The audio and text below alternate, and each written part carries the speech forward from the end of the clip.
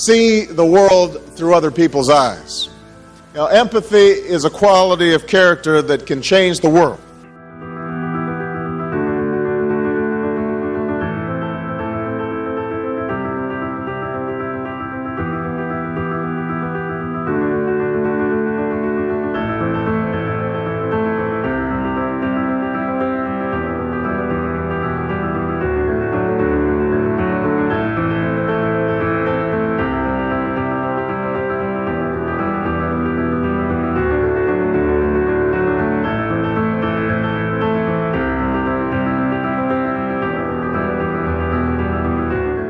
What unites people?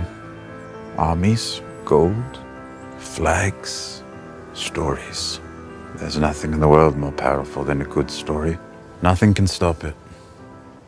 If you want to stand out from everybody else, you need to get into storytelling. Draw a different frame around the same set of circumstances and new pathways come into view. Welcome to Artifact Live with me, Scott MacArthur, where we look at the art and science of story. We don't care who you are, whether you're a bricklayer, a professor or a speaker, all we care about is you being a good storyteller. Thank God the drummers arrived. It's time to realise that facts tell, but it's stories that sell. Get me some nasty and get it now or someone's getting shot. And that's a niche of a niche of a niche of a niche of a niche. 1,000 comments. Selling a hemorrhoid cream to someone who's got hemorrhoids. Got a whip. I was born into a deep contradiction. This stuff's magic. Oh, that's so clever.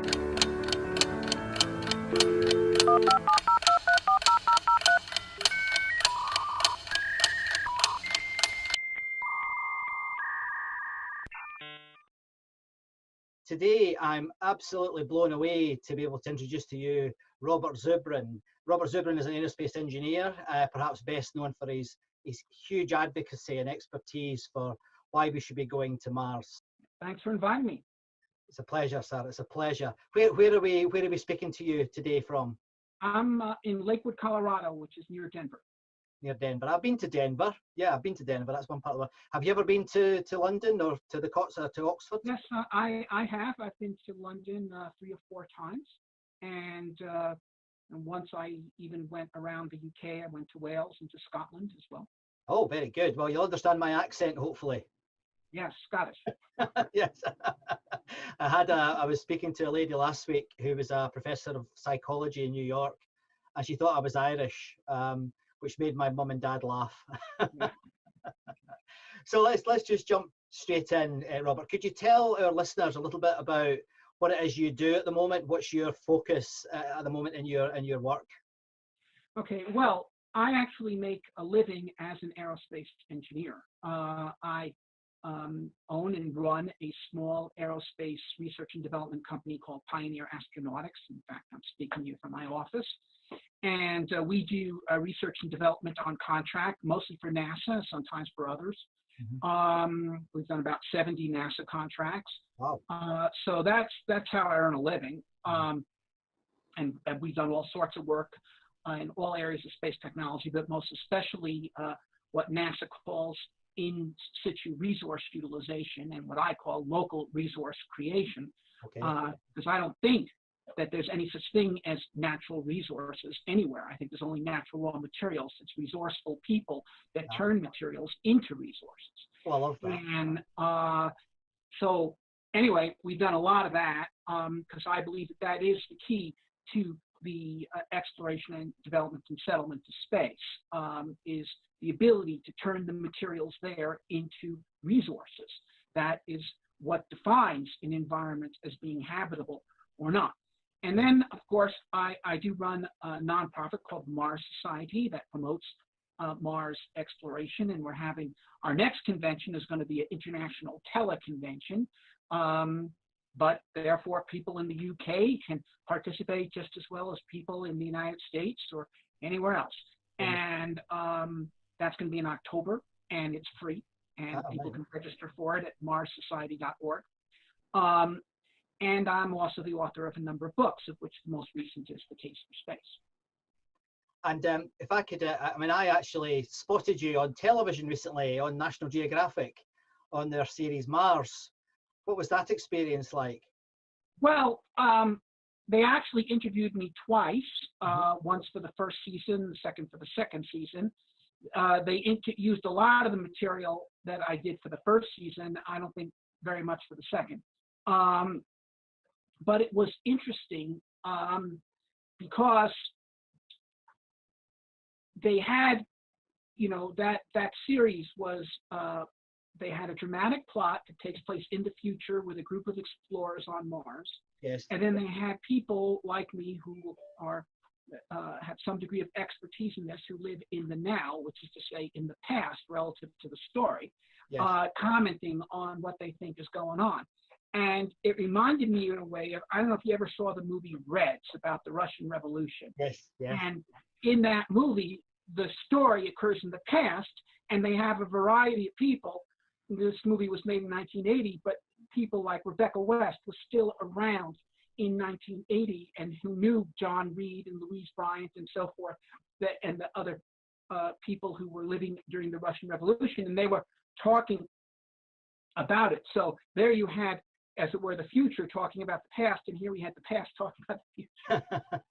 And I have to ask this question: how accurate do you think their depiction of the future settlement in Mars was? Somewhat. All these things. Well, the National Geographic series, and also, for instance, the movie The Martian. Yeah. There's technical inaccuracies one can pick out, but both of those projects I would commend for having a spirit of realism. That is, there might be particular technical inaccuracies, but it wasn't a fantasy movie. Yeah. Total Recall has no relationship to reality. Yeah. And other movies that are about Mars are really just shoot 'em ups or horror pictures or something. These were actually dealing with the question of the exploration or settlement of Mars, and that's something new. I'm still waiting for the Great Mars movie, because I don't think either of these qualify. The Martian was a very good movie, but there was a problem with it, which is that the character was not interested in Mars. Yes. So it was a great, story about human courage and resiliency and the can-do spirit. Is all great stuff, but it wasn't really fully about Mars. It didn't have the wonder of Mars. And, a movie that I really like is the first Jurassic Park movie. And the reason why I really like that one is that it not only showed the terror of the dinosaurs, it was also the wonder of the dinosaurs. Yes. And that's what made that movie great in comparison to the sequels. And but that's what The Martian needed. It needed both the danger of Mars, but also the wonder. I think I might come back to wonder. I didn't expect that. I'll come back to that, Robert, if you don't mind. But I have to go straight to the quick here, as I say in the UK. Why do you think that our listeners should be interested and care about human beings going to Mars? Why?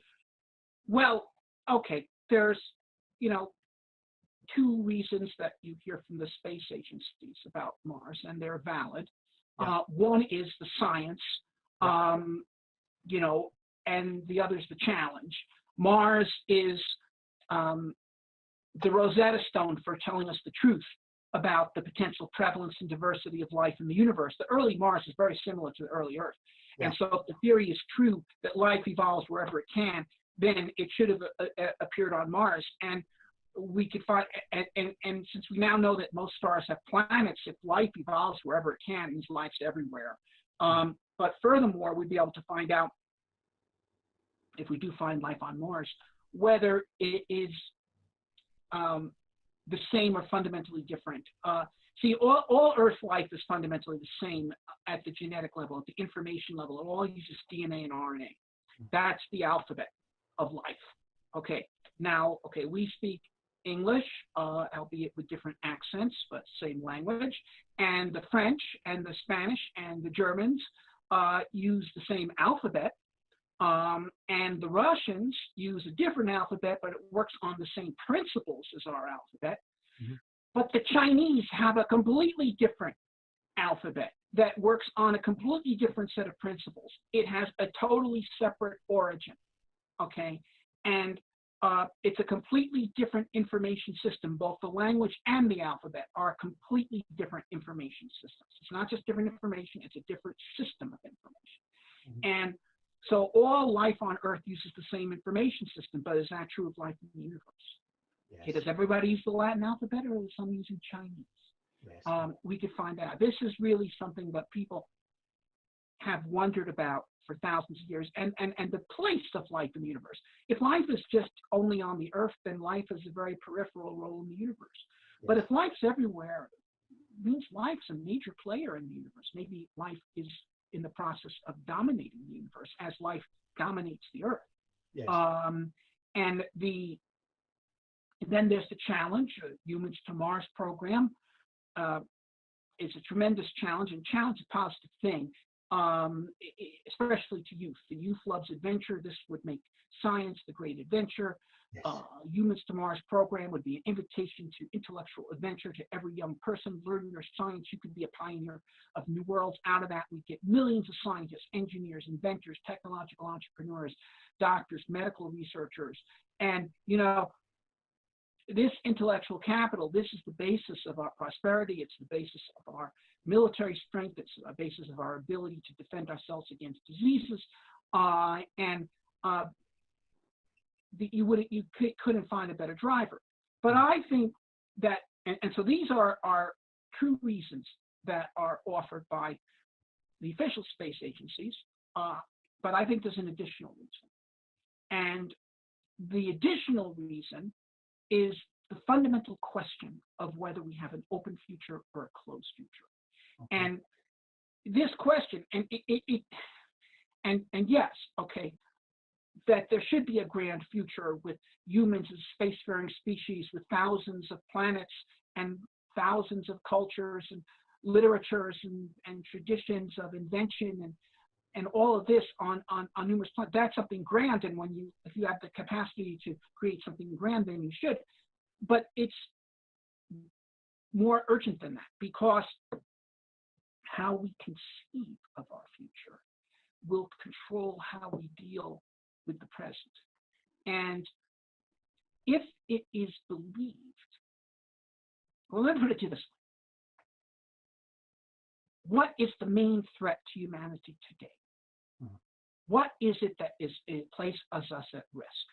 Is it climate change and resource exhaustion? Well, these things have some validity, but they were certainly not the cause of the major disasters of the 20th century. Okay. The major disasters of the 20th century were not caused by stuff like that. They were caused by bad ideas. And in particular, one bad idea, which is that there isn't enough for everyone. Okay. There isn't enough to go around. And so we are going to have to take it from them. Okay. And if they're threatening to become too strong, we have to knock them down, because otherwise they will become strong enough to take it from us. And this idea, in several different forms, but at bottom, the same idea, is the root cause of the world wars, of the Holocaust, the Holodomor, and all sorts of horrors, and it threatens to be the cause of worse in the 21st century. But if you understand that it is not true that there's only so much to go around, because what there is to go around is dependent upon human creativity, and the more creative people and the more creative nations that are taking part in this grand enterprise of opening the human prospect, the more there is going to be for everyone. Okay? I mean, this is demonstrably true in a way. I mean, the population of the world has gone up and the standard of living has gone up, not down, exactly the opposite of what Malthus said. Okay. And it hasn't just gone up a little, it's gone up a lot. But nevertheless, somehow it seems that it must be true. There's only so much land. There's only so much this. Germany needs living space, blah, blah. Nonsense, but it seems like it's true. But if we can show that it's not, show it in the most tangible way, by showing that there's an open universe for us if we work together,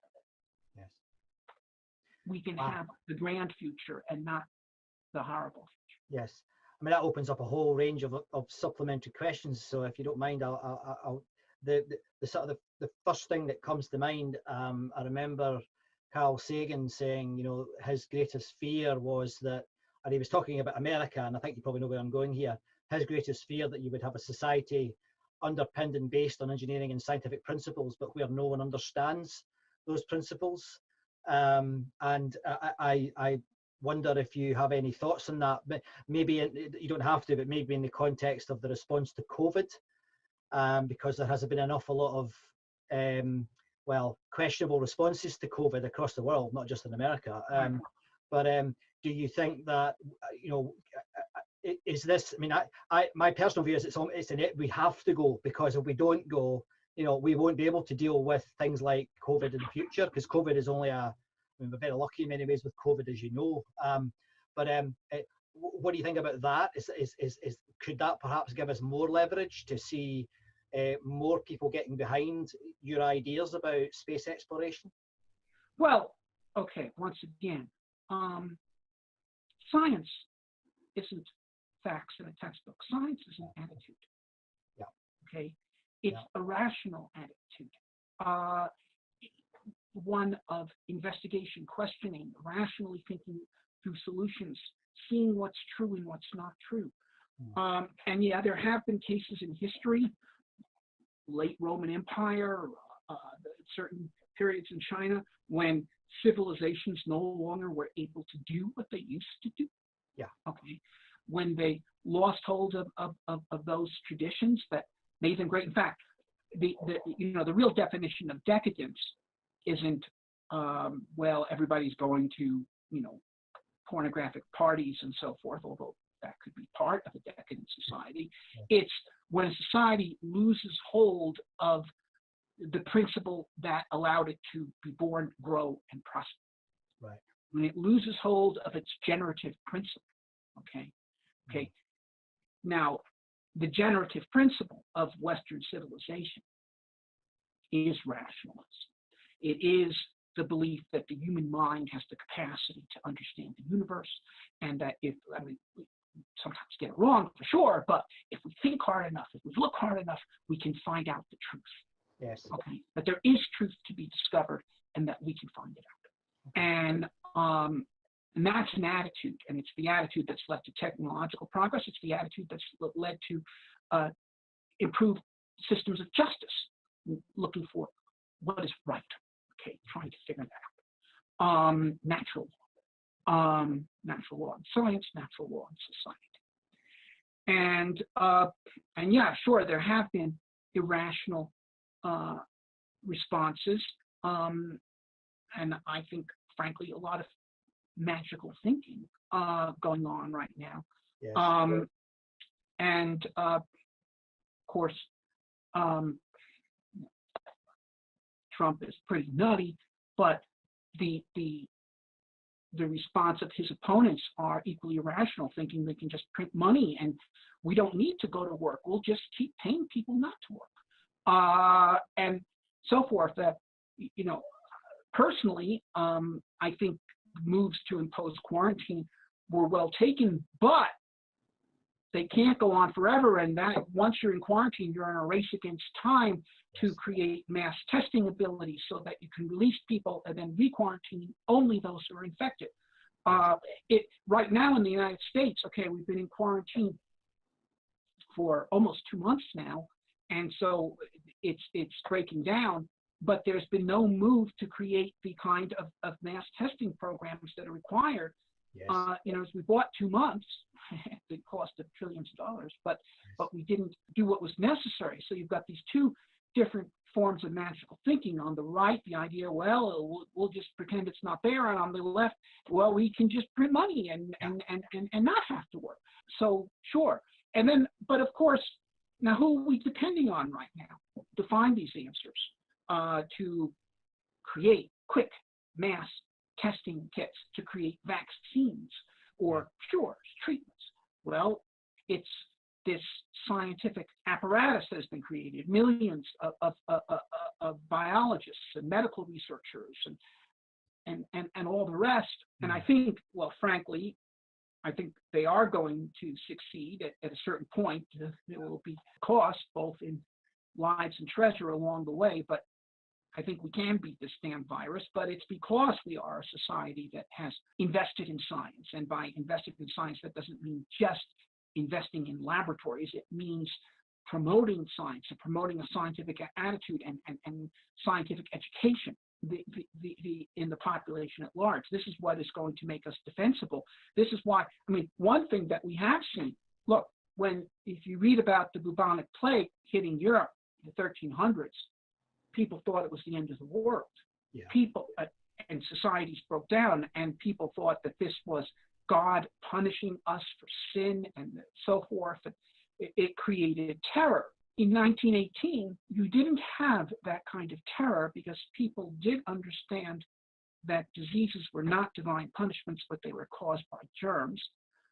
So you didn't have this kind of mass terror, but you nevertheless didn't have a mature medical science that was able to come up with a cure or a vaccine.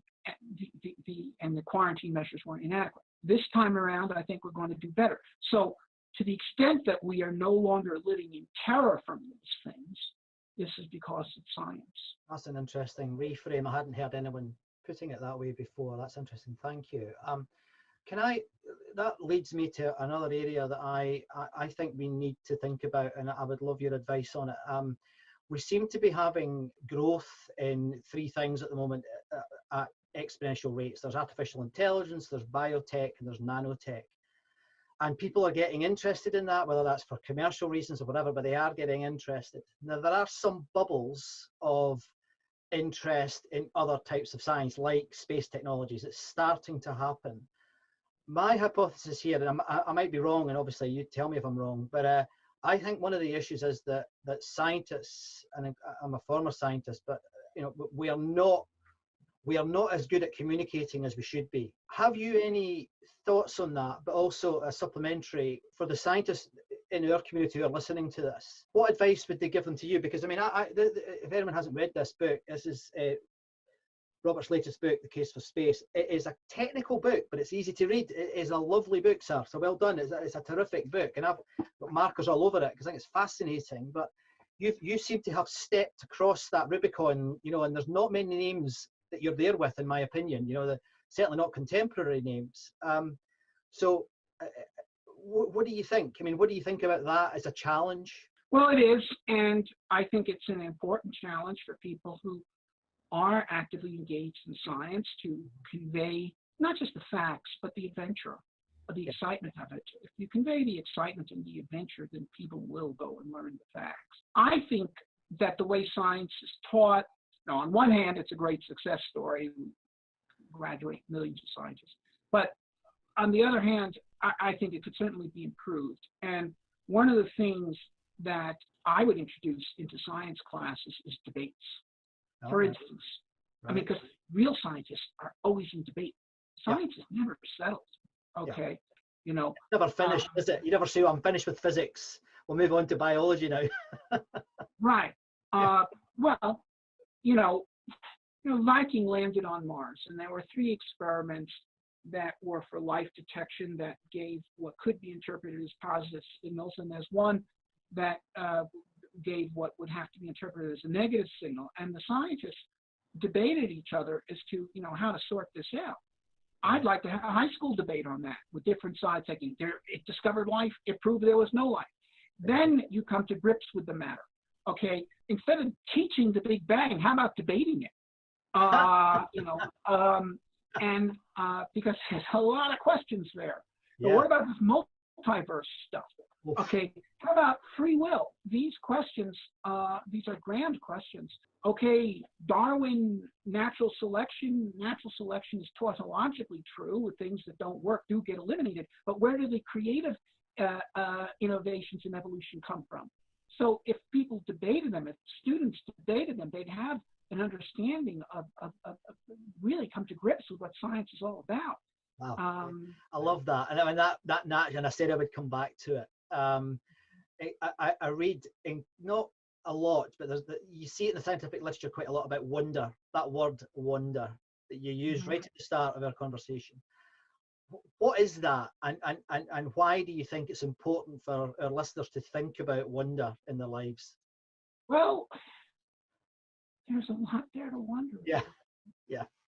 And this is this fantastic universe that we live in, and how it's able to, well, first of all, how it was able to create it in the first place, and then how it is able to create ascending orders of incredibly intricate complexity. Yeah. And the is mind-boggling, and it's really worthy of thought. Yes.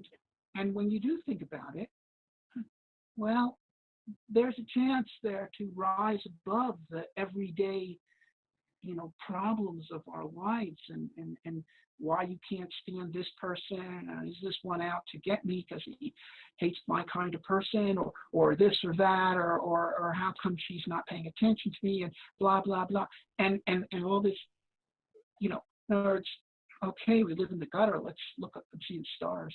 Yeah, yeah. What do you wonder at? What's the thing that really, you, every time you think about it, you go, oh wow? Well, I do wonder. Some of these are the fundamental scientific questions. Why are the laws of the universe friendly for life? There's about 19 or 20 fundamental constants in physics. And while, for instance, there's a reason you could come up with why, for instance, the law of gravitation should be of the form of the equation, that it should go as the product of the masses divided by the distance squared.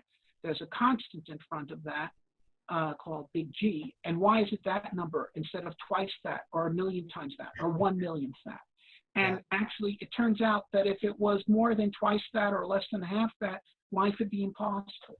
And then there's about 19 other similar constants in all these equations. And if you change one of them by a fairly small amount, the whole universe would be impossible, and or impossible to support life, put it that way, or even stars. And so why is this? Now, okay, religious people can say, well, that's how God made it, but then you've got a lot of other explaining to do. And so this is really a fundamental question. And then how do we evolve order out of this? How do we go from atomic particles to molecules to organisms to civilizations? It's really something. I mean, we don't really understand. I mean, you can come up with fast answers. I mean, I do think, for instance, the theory of evolution is in general the correct form of the theory, but when you actually get into it and the complexities that need to be evolved in order for anything like a human being to exist, it's phenomenal. And even a single cell is a phenomenal level of complexity, let alone a trillion of them working together to create a cooperative organism, and so forth. Yes. There's a lot there to be discovered. And the first step of the discovery is looking at what there is, then trying to think, how can we explain this? One of my favorite lines that often gets quizzed Luke says that we can figure the cosmos, but we can't quite understand how a mouse works. Yeah, exactly. And it's true, isn't it? I mean, it's right. Well, except that if you don't know how a mouse works, you don't know the cosmos. Yeah. Now, if you don't mind, I've got a couple of questions for you from our listeners. Are you okay for time? Say another 15 minutes. That's fine. That'll be more than enough. So I've got a question here from a chap called David Clark. And he says, if the human race can't make a success of living on this beautiful and richly diverse planet, what makes you think that we stand a chance on a barren lump of rock like Mars? Well, I actually think that we have been fairly successful on this planet. My father, who was born in 1916, saw his mother die when he was 3. Right. And his father died of something else when he was 12. And 1,000 men died within a few seconds on the Pacific beach when he was 28. Yeah. And yet, so that was the world he grew up in. He knew his parents for a combined, between the two of them, 14 years. Goodness. I knew mine together for more, their years together for more than a century. Lovely. My military service was engineering work, never was in combat. And I wasn't in the formal military. I was a contractor that supported the military. He had to work his way through high school selling newspapers. I have a PhD. And, I think all of us have had lives that are much better than those in general of our parents' generation. And, when I was a little boy, my parents would tell me to finish eating my breakfast because there were children hungry in Europe. Yes. And now, 10 years later, parents were telling us that they're hungry in India or China. And now it's just Africa, that the people don't die of hunger in the United States or Europe anymore, or even in China. And so we're progressing. And, in 1959, there was a movie made called On the Beach, which seemed like a very realistic movie about humanity going extinct in a few years due to a nuclear exchange, Yes. which we were all expecting to happen, if not this year, then certainly within 2 or 3 years. I mean, and there were, hundreds of divisions lined up along the Elbe, armed with tens of thousands of nuclear weapons pointing at each other. Yes. And, okay, so we still have friction with Russia and so forth, but we don't have that. And so we are progressing, and things are getting better. Things are getting much better. And so I have a positive view of humanity. Yeah, we can sometimes go insane. Yes. It's true. We did in 1914. Things then were better than they ever been before, and we decided to tear the place up. But but overall, I have a positive picture. And I think we can make a still better world on Mars, because we'll have a chance for a new start where we can leave as much of the worst behind and try to bring as much of the best. That actually links to the next question, Robert. It's from Paul Crick, and he asks, what principles would or should the Constitution of Mars contain based on the lessons learned from history to date? I mean, you could probably write a book about this, but it's a huge question again. But what do you think are the principles? There's nothing more valuable than the chance for a new start. And, in Elizabethan England, there's a group of people around Richard Hakluyt and Walter Raleigh and Queen Elizabeth I, who they had this group called the New World Society. And they thought we could go to the New World, we'll have a New England where we will try to bring as much of the best and leave behind as much of the worst as we can. And certainly they were not successful in creating utopia, but nevertheless, look, while we certainly have class systems in the United States, we've never had blood royalty. We've had religious prejudice, but never religious persecution, and so on. So we did take a step forward, and they then, they had a chance to institute most of the ideas of 18th century liberalism, which were, of course, well known in Europe, but it couldn't be implemented there because there was too much entrenched power associated with older systems. And we had a chance to do the Noble experiment, and the parts of it that worked got copied and set a new standard. And I think we go to Mars, we can try to leave as much of the crap behind and start afresh and, try new things. If I could ask one final question then, and it is linked back to Mars, we're completing the circle really, and obviously in the media and on the television, everywhere you look, is Elon Musk and his plans for Mars. Do you think, and this might be a difficult question for you to answer, so forgive me if it's too difficult, but is it right that it's that sort of commercial organization that's taking us to Mars, or could it be done a better way, or how do you feel about it? Well, look, certainly Musk has done a profound thing. He's demonstrated that it's possible for a well-led entrepreneurial organization to do things that previously was thought that only the governments and major powers could do, and he's done it, shown that it could be done at 1/3 the time, at 1/10 the cost, and even do things that they had just deemed impossible. Yeah. So the creative potential of these sorts of organizations is extremely important, and I talk about it a lot in the book. Yeah. And it's not just Musk. He has set off a wave, and this wave, by the way, is not only going through the space industry, it's going into other areas, for instance, fusion power. there's now, and I talk about this in the book as well, 7 or 8 fusion power startups that are getting serious private investment. Yes. Because money people looked at what Musk did and they said, well, maybe the problem with fusion power is the same as the problem with cheap space launch. Maybe it isn't just, maybe it isn't primarily a technical problem. Maybe it's mostly an institutional problem. It's the wrong kind of people, wrong kind of places doing it. And you even have one of these fusion power startups in the UK, the Tokamak Sciences, I think it's called. And they're moving much faster than the official program. And so now I think that the first human bases on Mars will have a significant government component. I think, for instance, the Starship is flying people to orbit regularly, say by 2024, when we have our next election. Whoever's elected is going to turn to his or her science advisors and say, look at this, can we have people on Mars by the end of my second term? The answer is absolutely. And is it going to cost hundreds of billions? No, tens of billions, maybe 10. Let's do it.